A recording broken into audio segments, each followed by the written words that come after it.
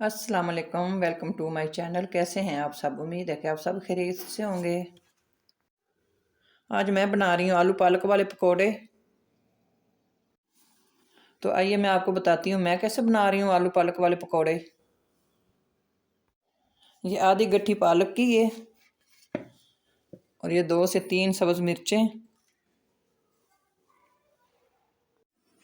मसाले इसमें हैं हाफ़ टी स्पून लाल मिर्च पीसी हुई, 1 टीस्पून नमक, हाफ़ टी स्पून सूखा धनिया पीसा हुआ, 1 टेबल स्पून साबुत धनिया, 1 टीस्पून कुटी हुई मिर्च, दड़ा मिर्च। और ये 2 आलू हैं बड़े साइज़ के, चिप्स की तरह कटे हुए हैं। ये मिक्स कर लेने। एक प्याज बड़े साइज़ का, 1 पाव बेसन, 250 ग्राम। अब ये मसाले को तैयार कर लेना है। थोड़ा थोड़ा पानी डाल के करना है मिक्स।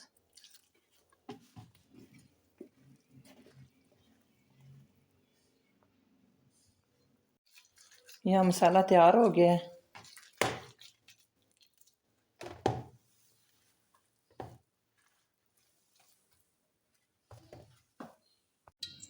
अब हमने पकोड़े फ्राई करने हैं। ऑयल गर्म हो गया है।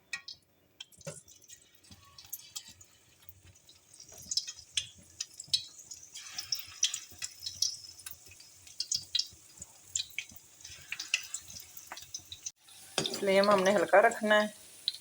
अब पलट लेना है।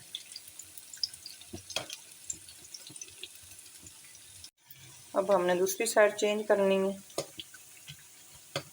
इस तरह।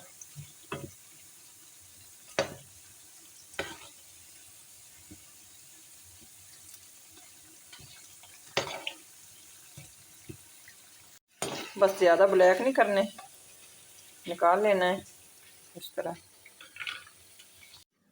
आलू पालक के पकोड़े बन के तैयार हो गए हैं। बहुत ही टेस्टी बने हैं, ज़बरदस्त बने हैं। अगर आपको ये रेसिपी पसंद आई है तो मेरे चैनल को सब्सक्राइब, वीडियो को लाइक और शेयर कर दें।